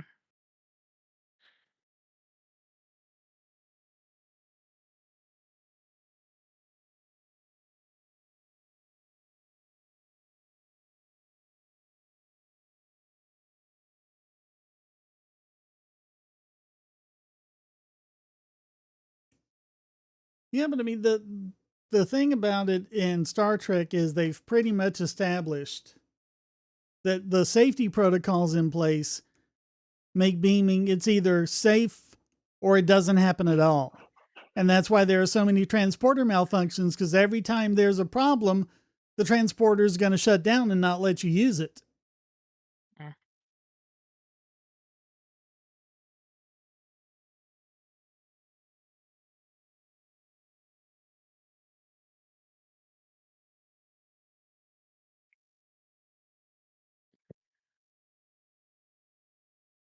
You know what else I find? I will say this because I know I rant about a lot. It's one thing I also find hypocritical about some Trekkies criticizing Star Wars, as they say it's like, oh yeah, but it's not based on scientists because they have the Force and all this other stupid magic. How's that supposed to be realistic? It's like, listen, people.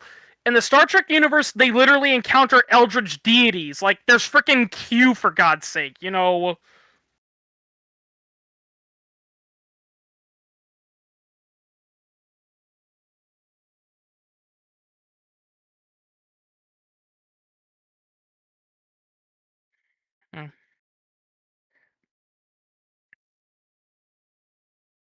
Let's see, did the chat freeze up again? No. Let's see, universal healthcare is a grift. And the video game industry is rife with bad storytelling. Zappo is awesome. I love Valley Girl and Lonesome Cowboy.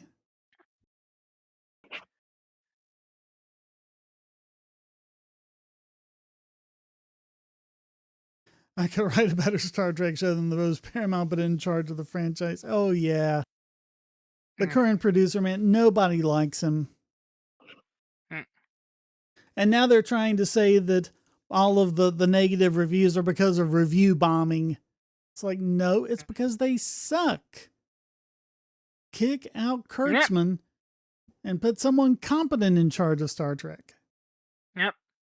Just like what some of us diehard Star Wars fans have been saying. They're saying you just hate the new trilogy because you don't like the new like the new characters, because they're women or they're taking it in another direction. It's like, we're not mad that it's being taken in another direction, or when we're not mad that the classic characters are being replaced. We expected that. We're mad because the new characters suck.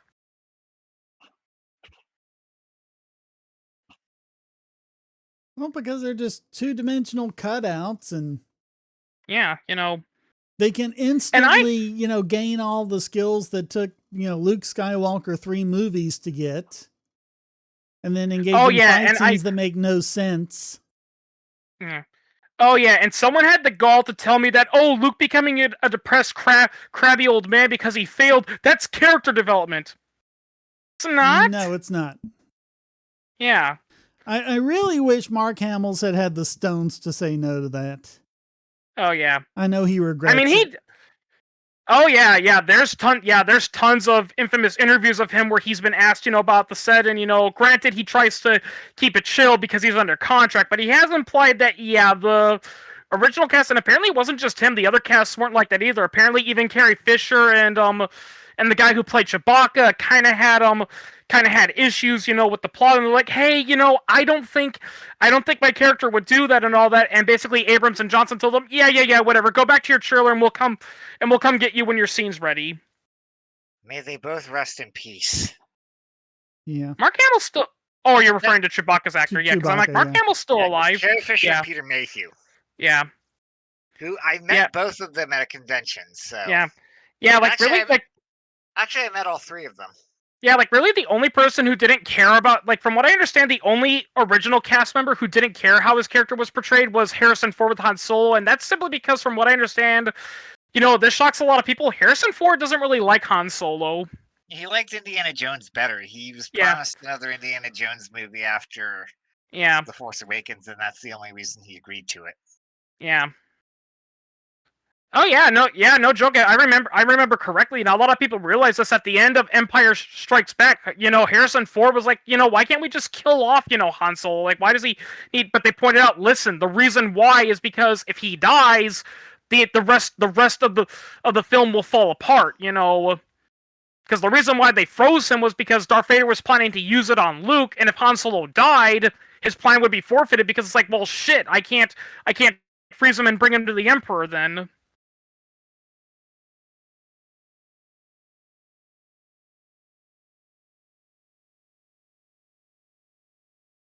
And yes, spoiler alert. Somehow they've forgotten all about storytelling and how you do that. And how I'll be right back. My mom's calling me. And how you create characters and plot and things like that. They think they can just, put a Klingon in a dress and everyone should praise them for being so progressive. And no, I'm not kidding about the Klingon in the dress. To be fair, this is nothing new. There was the Cyberwoman story in Torchwood. Well, I mean, at least we know that Cybermen converted everyone. Men, but women. Cybermen are not supposed to have gender. Yeah, but you see, they hadn't finished converting her. Oh. She was just part way through.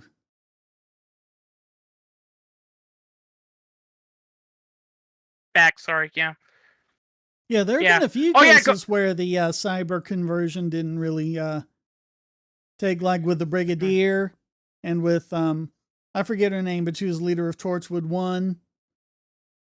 And then, she starts killing off the other Cybermen. Now I did my duty for Queen and Country. I always thought the leader of Torchwood was Queen Victoria. Well, the head of Torchwood 1. Oh.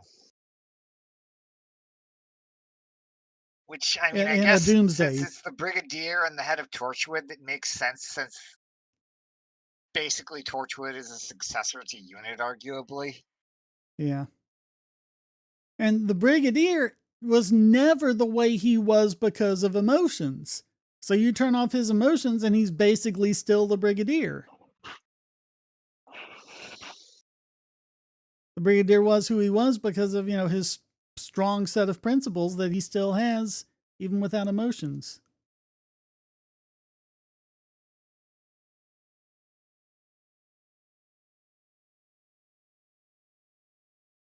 Oh, and Danny Pink because he didn't hit the button to turn his off.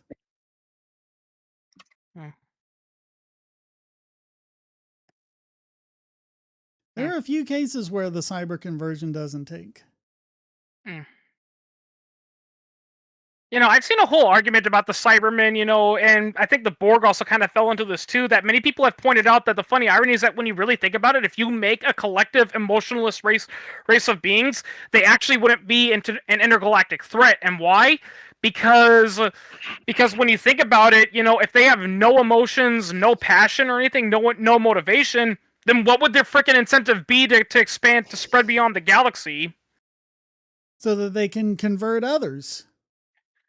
That's but what why? They're for. They honestly, when they convert you, they honestly believe they are doing you a favor. But that's just it, and many people are pointing out because that's a very emotional. That's an emotion. That's still arguably, debatably, an emotional belief. But they don't have any emotions, so they really wouldn't care. Well, no, it's the fact that they're unemotional that drives them to it.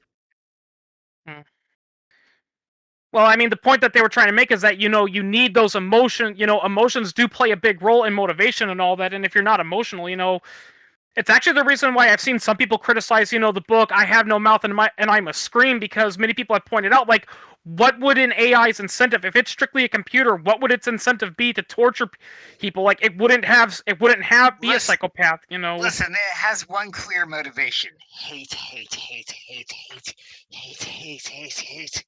Hate, hate, hate, hate! Well, that's basically the Daleks there. No, the Cybermen don't do what they do out of, love or hate or, kindness or anything like that. I would imagine they even do if you it don't have because emotions, you have logically they believe that's best for the galaxy. I would imagine even if you don't have emotions, you probably have instinct. Well, yeah, you've got whole layers of incentives under the emotional part of your brain. Like, bees and termites don't have emotions, arguably, but they have instinct that gets them to do shit.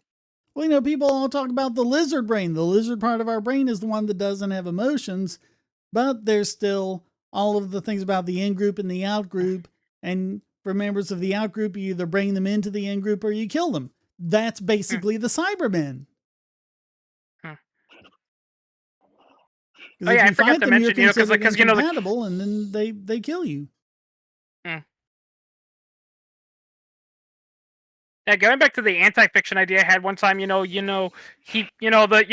the Psyker decides, to go easy on the Star Trek galaxy. He actually offers some pretty funny solutions, like especially for the Borg. The Borg make their argument, and he's like, okay, I'll let you guys live, and you can do your simulation thing on one condition. And he uses his psychic powers to do this to them. It's like there, you did something, and they're like, what did you do to us? You can still assimilate and all that, but here's the catch: every time you assimilate something, you instantly forget whatever the previous thing you assimilated. So you're forever stuck in a bound of oh, we assimilated something, but we forgot the old stuff, so we got to assimilate that again. Oh, we forgot it. We got to assimilate that, and this, and that.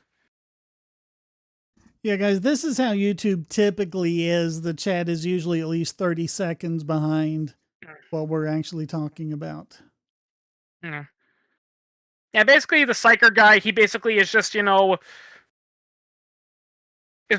comes from a race of beings, basically their job is to keep balance and all that, and he basically finds everything boring, basically.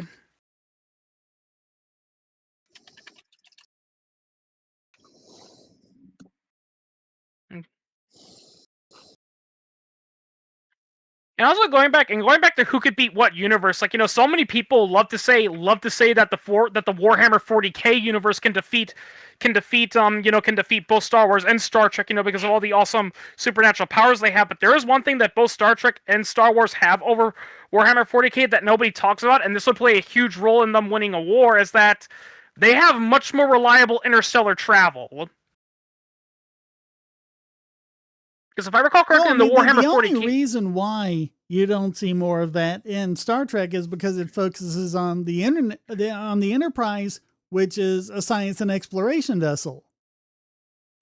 You don't really see them the only time you really see them at war is with the Dominion War, but from the Federation's point of view, that was a mild annoyance. They weren't going to get involved, in affairs over in the Gamma Quadrant. They were only going to, intervene insofar as it came over into our part of the galaxy.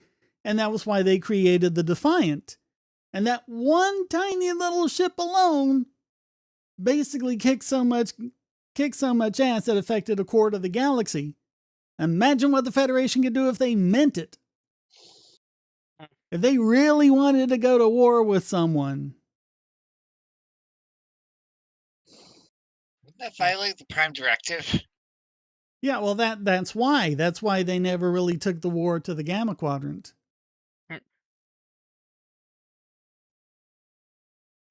It was only when they came through the wormhole and started, and it started affecting, people on that side of the wormhole that they felt they had to intervene. But that wasn't even the bulk of the war. Yeah, Daniel might be aware of this, but there actually is one race from the Star Wars galaxy that could pretty much beat up every single that I think, in my personal opinion, could beat up every single race within Star Trek and Warhammer 40K, the Rakatan. Oh fuck yeah, the Rakata were industrial geniuses. Yep, and here's the thing: all of their technology was force powered. They existed hundreds of thousands of years before even the Republic was founded, and they had technology that even the Empire couldn't reverse engineer. And the only reason their empire fell apart was because at some point during their history they had a civil war, and one of their biological weapons turned on them, and it caused them to lose their connection to the Force, so they couldn't utilize their technology anymore.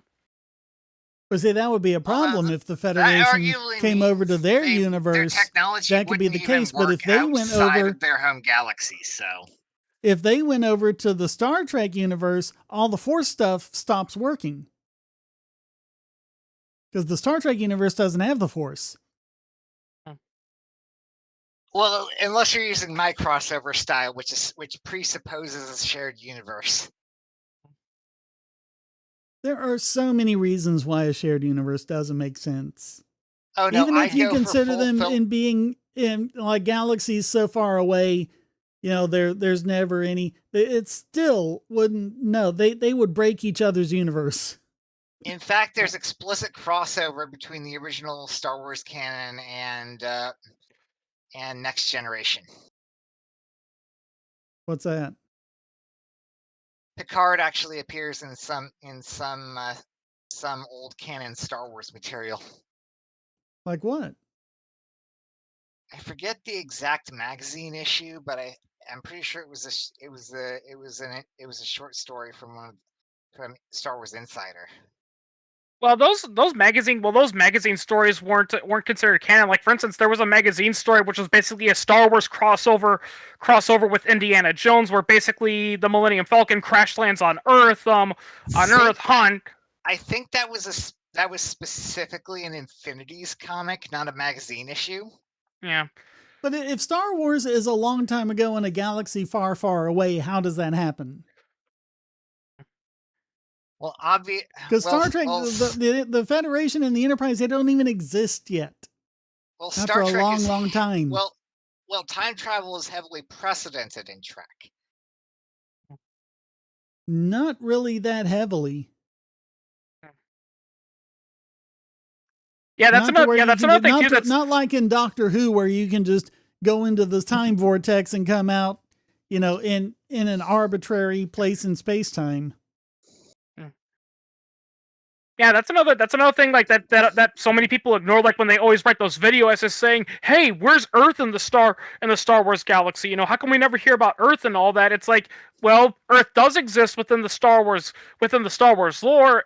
It's just like in the title, it's in another galaxy. The Star Wars galaxy is not the Milky Way. Yeah, it's far, far away, which means that they're not going to have any contact with Earth. Yeah. And at the time, we're probably still, in the trees eating termites. Yep.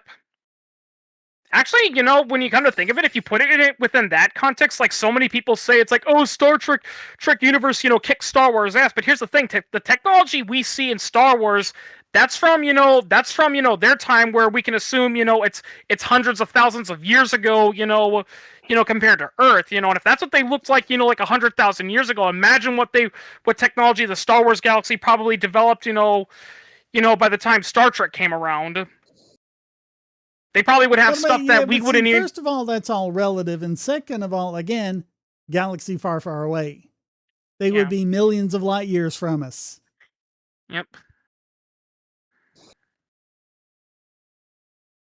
So it really doesn't matter. I mean, years, maybe even parsecs away. Isn't a parsec? Yeah, it would take a lot of parsecs to get there. Yeah. Yeah, she's the ship that made the Kessel run in less than 12 parsec. Isn't a parsec a unit of length, not time? That has a perfectly logical explanation. It's called routing. Yeah.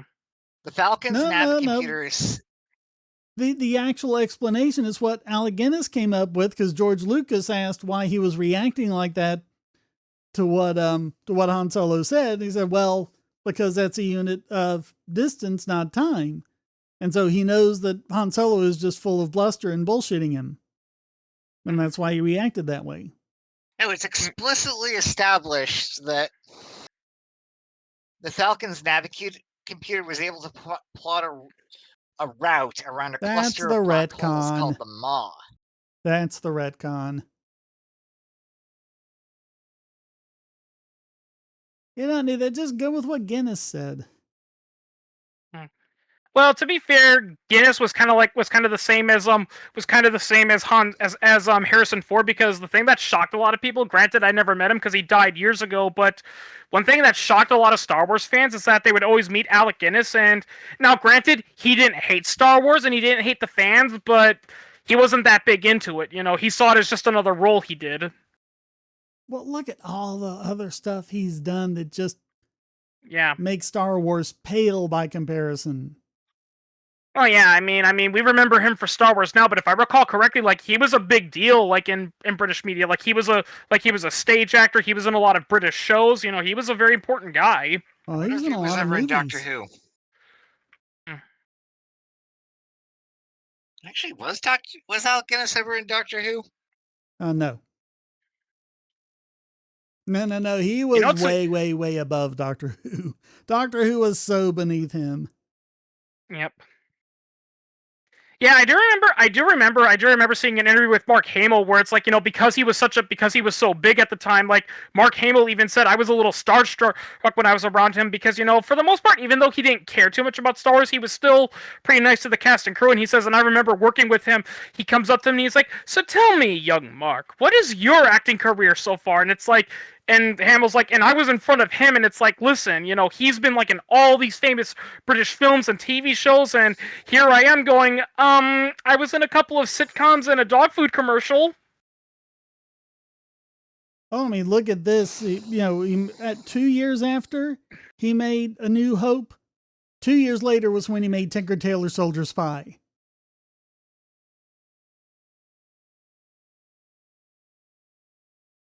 And Empire Strikes Back was the same year as Little Lord Fauntleroy.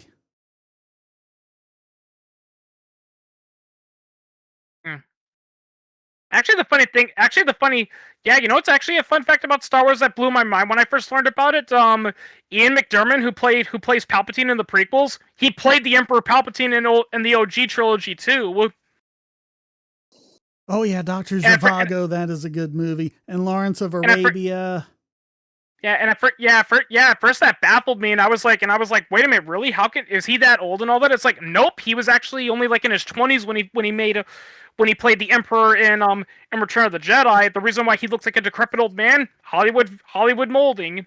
That was makeup, yeah. Bridge on the River Kwai, that's another good one. Put these on your list.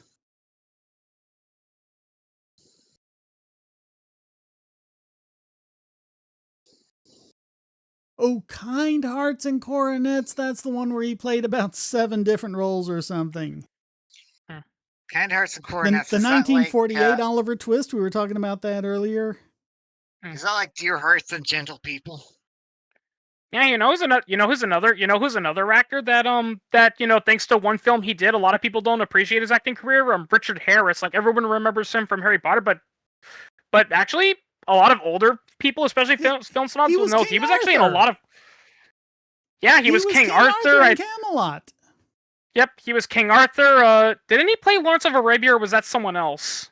Oh no, that was Peter O'Toole. Okay. He was in I think he was in Lawrence of Arabia, but I think that might have been a different. But I think he played a different character. Yeah, he was in a lot of stuff. He also was a singer. Wait a minute, I lost track. Who are we talking about? Richard Harris. Richard Harris. Yeah. Hang on, I'll see. Yeah, he was a singer. Yeah, Daniel, you know the Weird Al song Jurassic Park? Don't know. That was based up. What? Don't know that one. Oh, really? You should. It's funny, but yeah, it's a parody of MacArthur's Park, which is performed by Richard Harris. And I shit you not, Shane. I mean, maybe my ears are weird, but in that was song, a musical. Harris, why does that sound like someone who grew up in a middle class family?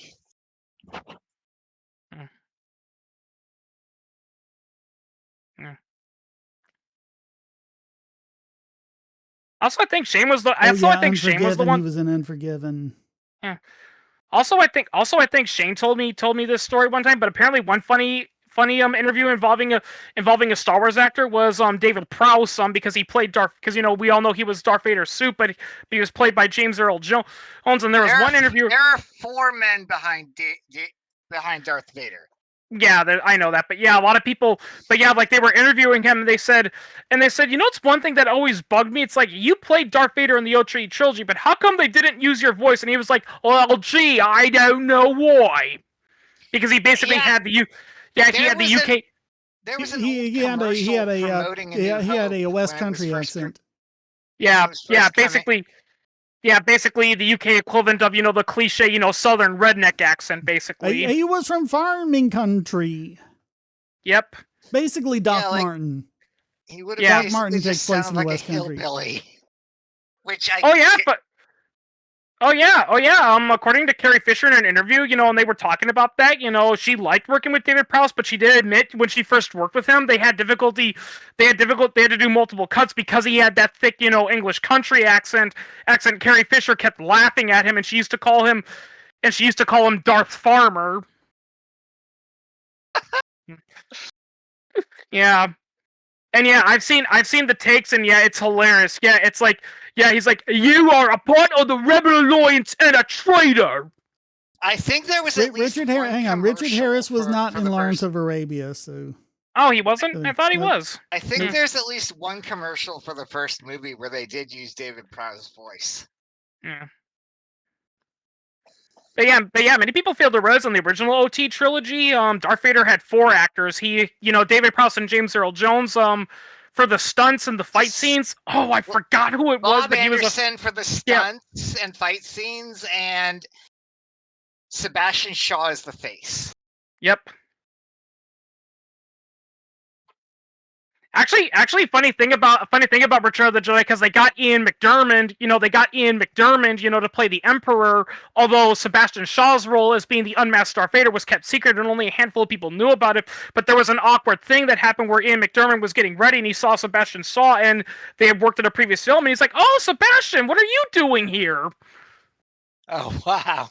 There was a lot of stuff like that. George Lucas was trying to keep the con going that R2-D2 was completely mechanical, and that's why Kenny Baker was never credited in the original trilogy. Fun fact, his first credit as R2-D2 was in The Muppet Show. Because they had them all in The Muppet Show, and The Muppet Show credited him. So wait, is it time to start the music then? It's time to play the music. It's time to light the lights. It's time to raise the curtain on the Muppet Show. It's like some kind of torture. Yeah. This hey, is my favorite. Fool, you slept through the show. Who's the fool? You watched it. Yeah. I regret not studying Shakespearean acting when I was a kid. When you were a kid, you could have met Shakespeare. Yeah, that's the thing that I think it's Hey, ignored by a lot of people. I already Like, got tickets for next week. Are they good seats? You better believe they are. They're for the first train out of town. yeah. Just when you think the Yeah. show can't get any worse, something wonderful happens. Yeah. Yeah. It ends. Yeah. Hey, I got a joke for you, Fozzie. What do you get when you cross the Atlantic Ocean with the Titanic? Oh, I know this one. Halfway. Yeah, that's right. That's not funny. I was on the Titanic. Okay, I'll go home then. Oh, Statler, why'd you have to be like that to the kid? What are you talking about? I wasn't lying. I really was on the Titanic. Oh yeah, and you still have the dress you wore, so they'd let you on the lifeboat. Yeah, that tracks. Yeah. Well, I've never seen anything like that before, and with any luck, you never will again. Yeah.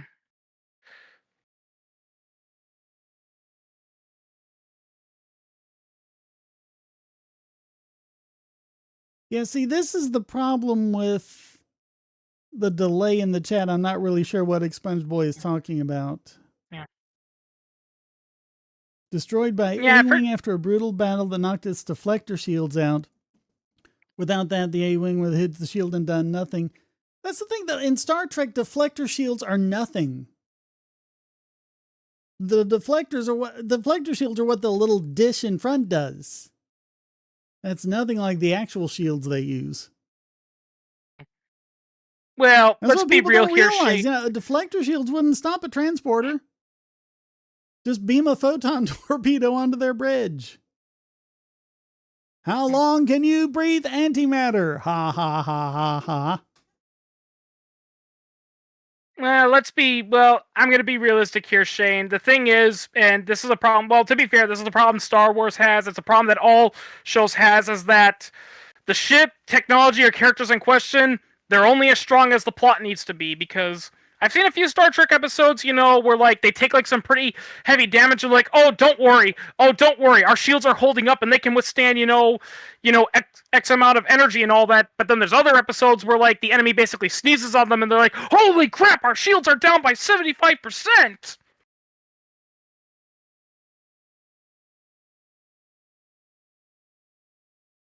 Yeah, but those are the ones where they never actually give you any sort of indication on what they're working with.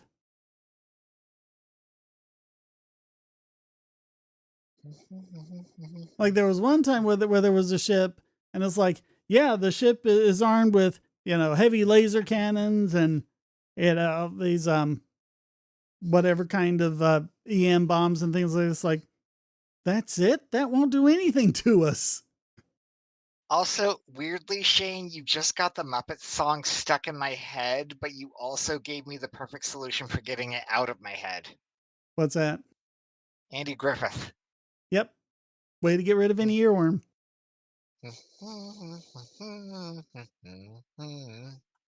Yeah. Do. Yeah. I can't whistle or I do it properly. Yeah, I can't whistle either. I can't whistle. I also can't snap my fingers. I can snap my fingers. A buddy of mine taught me in 3rd grade.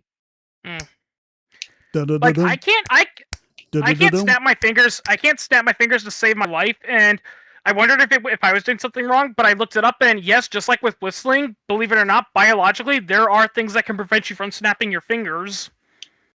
I mean, really, all you're doing is you're pushing down with your middle finger and stopping your thumb, and then you just move your thumb out of the way. Well, that just seems like it's causing a lot of friction. Yeah, that's exactly what it does.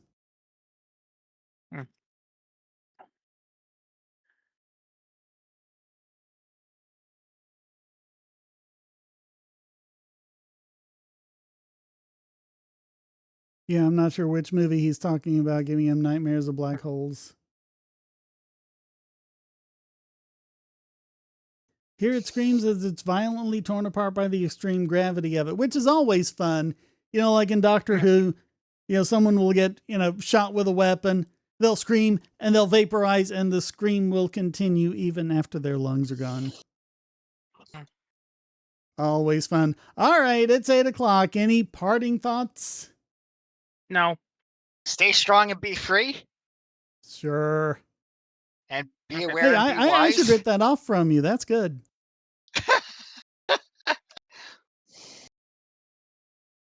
All right, we'll wait like Maybe 30 someone else will seconds or rip off so be because aware the and be chat's wise. behind. Actually, I should see if Zen. I haven't looked at Zen in a while. Let me get through Zen's, and then we'll see if there's any last ones from the YouTube chat, and then that'll be it. Okay. An indie filmmaker worth checking out, Neil Chase film. Indiana Jones should have ended with Crystal Skull. It should have ended before Crystal Skull.